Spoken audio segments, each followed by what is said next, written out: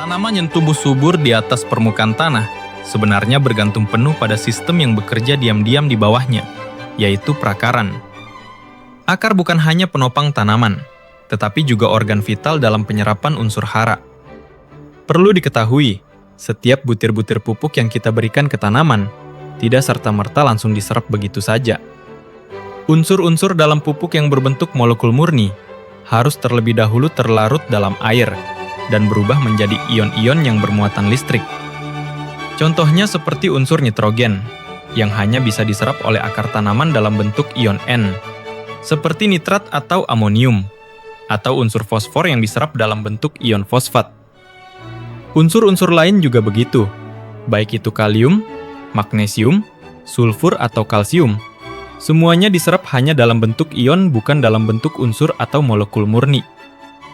Nantinya, ion-ion inilah yang akan bergerak di antara pori-pori tanah menuju akar tanaman.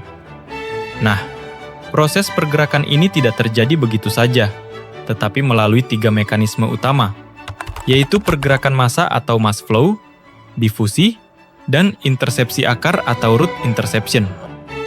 Aliran massa adalah proses penyerapan unsur hara bersama dengan aliran air yang diserap oleh akar.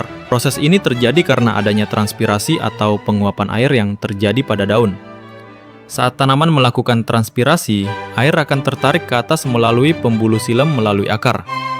Untuk menggantikan air yang hilang, akar akan terus menyerap air dari tanah dan membawa serta nutrisi yang terlarut di dalamnya. Mekanisme kedua adalah difusi.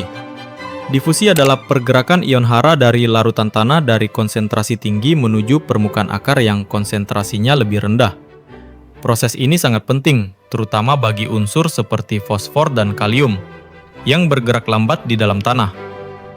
Dan yang ketiga disebut intersepsi akar atau root interception.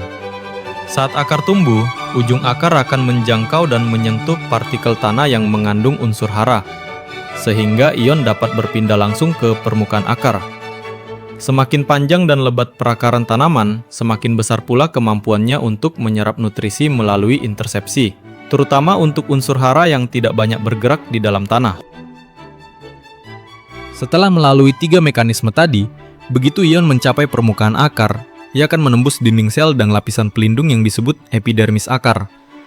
Dari sini, ion bergerak melewati ruang antar sel menuju jaringan dalam, hingga akhirnya masuk ke pembuluh silem, yang akan mengantarkan air dan unsur hara ke seluruh bagian tanaman, baik itu ke batang, daun, hingga buah.